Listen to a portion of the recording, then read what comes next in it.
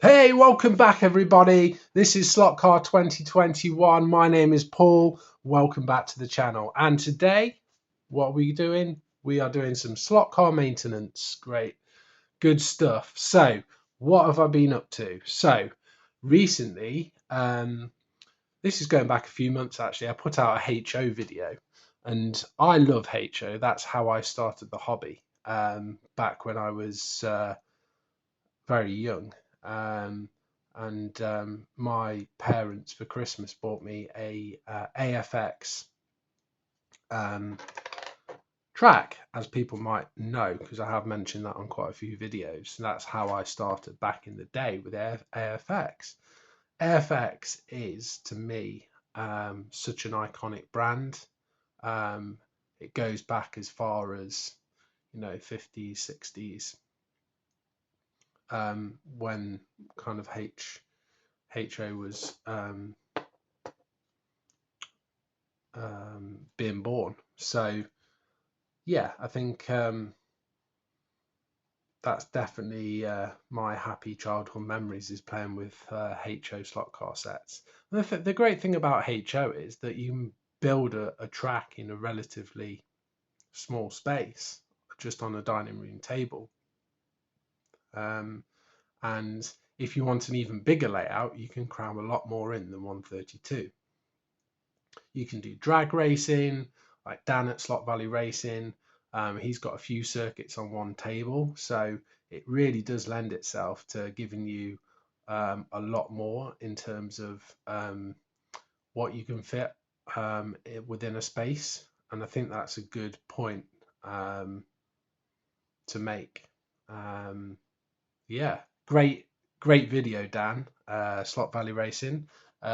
His latest video, his intro, he's done a this is Sparta, but taken out Sparta and put in this is Slot Valley Racing.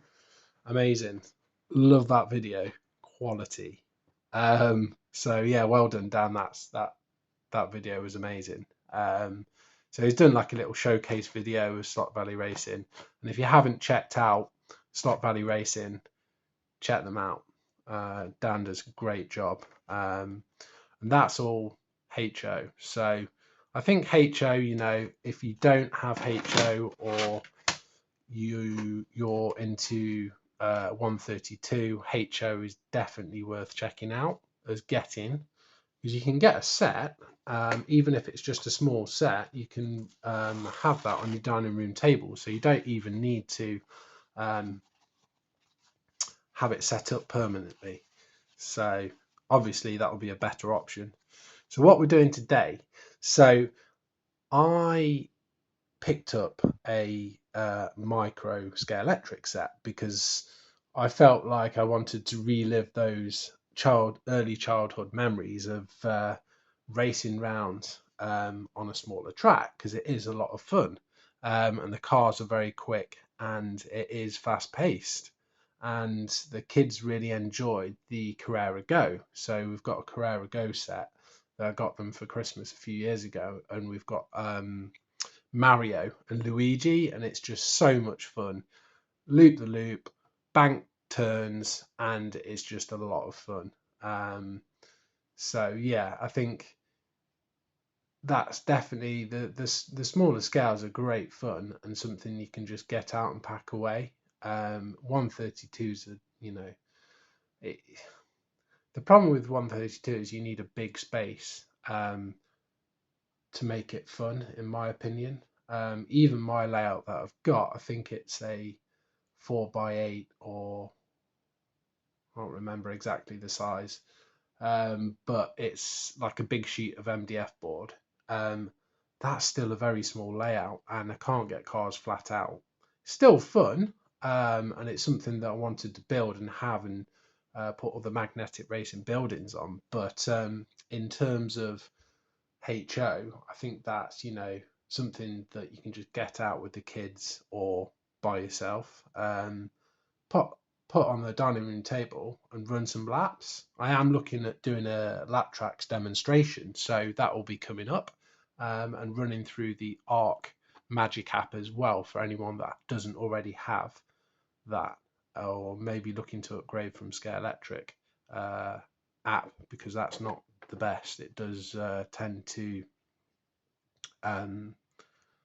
freeze and play up, which it's a good app until it starts to do that, and then you get annoyed with it. So I'm going to run through the Magic Arc app and Laptrax, which is even cheaper option, and it's something that you can use for HO, because here in the UK, unfortunately, apart from the lap timer, the mechanical lap timer for HO, we don't really have anything, but you can use Laptrax, and that's a really good kind of solution for your racing if you looking to race HO. Anyway, we're going off a bit. So back focusing on this. So I bought another set that was used, and it was cheap. And when I got it, it did have everything in it, but it smelt. And I think maybe whoever had it had cats, and I don't know what the cats did. Maybe they weed on it, or hair, or it basically stank. So I got a load of anti-bac wipes, wiped it all down, tried to clean it up as best as I could. I did some maintenance on the cars, so replaced the braids, because the original braids, which looked like this, looked a bit worn, and I've got a load of braid. So yeah, what you can do is you can bend these tabs up and fit new braid and bend them back down. So there's no need to keep buying lots and lots of guide plates, even though they are fairly cheap. But sustainability wise, you're better off replacing the braids. So looking at these two cars, you can clearly see that one is slightly longer than the other. So this is the Hot Pursuit set with the loop, which is lots of fun. But when I bought it, there was some electrical issues, and it actually comes with a powered track, which is what I wanted to do, because I wanted to upgrade from the battery pack. The battery pack's fine, but just in terms of, it gives the option to run electrical power from the mains. So looking at these two cars in the Hot Pursuit set, you've got the hypercar and you've got the police SUV. Very, very two nice looking cars, but they are quite basic. Obviously focused on the entry level children's kind of market, because they're not super detailed, but they're still fun. I think this is going to be the faster car in terms of the low profile body, and just the weight distribution on it, versus this, which is a bit higher up in terms of the body. These bodies don't weigh loads, but yeah, we'll see. And these are very basic chassis. You've got, I think it's an N-can motor. It is a sealed can, and then we've got the spot magnets as well. So yeah, you can probably see on this one that I've actually changed the depth of the magnets, so you can actually run the magnets higher up in the chassis, which gives you a little less grip, which means you have to go a bit slower, but it's fun going fast. So yeah, that is an option. If you want to run the magnets a bit higher up, it's up to you. Tires could do with conditioning, gluing and truing. The fronts could maybe do with truing down and varnishing. That is an option. Yeah, so I did have a few electrical connection issues. When I got the cars, the main issues were that when I spanned the front axle, it would just kind of turn and stop. So there was a lot of fluff and debris actually on the axle. These axles do slop around a bit, which is not, obviously, if you want in a high performance slot car, you want this pretty tight. The rear axle is nice and tight actually though, so that is good. Yeah, let's have a look. So yeah, I don't think the hypercar is badly detailed at all. I think it looks pretty nice. But yeah, the detail's just not there, and that's just because Scalextric don't see this scale as a serious scale for adults, which I think they're kind of missing. I think they're missing that quite a lot in terms of if they release some. I know with their older micro Scalextric range, they did release quite a lot of kind of adult, as you say, kind of like license liveries that did look really, really good. I'm not sure whether the old bodies clip onto the new chassis. I'm not sure. I might need to test that out. But these are good cars. They run at 9 volts. They are pretty quick for that. I will give that to Scalextric, and they are a lot of fun. So anyway, let's move on. So what we're going to be doing today is cleaning track. So as I said, the track was maybe weed on by cats, or it just stank. So it was not very pleasant. So what I'm doing is I'm getting some Autosol metal polish. I'm just dabbing that on, and then we're just going, because you can see that there's some rust spots forming on the track.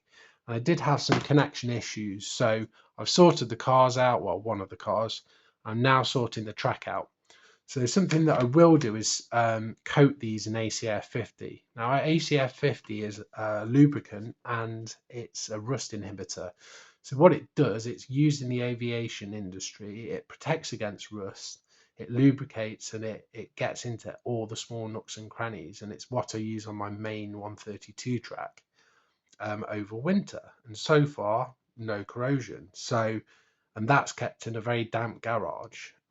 So yeah, so that's kind of what I've done and what I'm going to do and show you now. So I know that other channels have probably shown this a million times, but you can just dab a bit of metal polish on there. And what this does is take off the surface rust and grime and anything that's ingrained onto the actual. I'm just going to put it down to do that. Ingrained onto the actual rails. So this is a good. I normally do this about once a year. You don't want to do it too often because it is slightly abrasive, and you'll wear the surface of the track, the rail, sorry, and potentially the track. So just spend a bit of time on this. Sorry if the whole thing's camera's shaking because I'm just rocking the whole thing.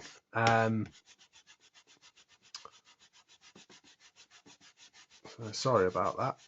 The camera's connected to the bench, so but you can see the amount of dirt that's come off that. It does always produce a black kind of residue. So the problem areas you might need to spend a bit more time on, but generally that'll clean up pretty well. And this could cause stuttering on the track if you've got rust spots. Obviously it loses connection or the cars could stutter, so we don't want that. So nice clean rails. I do remember with the AFX track having to go around and it was emery paper, and you would scrub the rails on that just to clean it up. And I think you actually got emery paper in the actual AFX sets back then. I don't know if you still get that. Slot Valley Racing, if you're watching, comment and let me know if that's the case. Right, so those are looking a bit better. Still a few areas that, but if we can see, I don't know if you can see how shine Might not show it on camera, but you can see the blemishes on there. But any rust spots are off, but it is still slightly blemished. So what I'm going to do, I have done this piece of track as well. You can see that that's all shined up as well, versus some of this. Let's get one that's not too great. Oh, actually, all the others don't look too bad. But I'm going to go through the whole set and clean the rails up, and then apply ACF 50. That will protect the rails from any further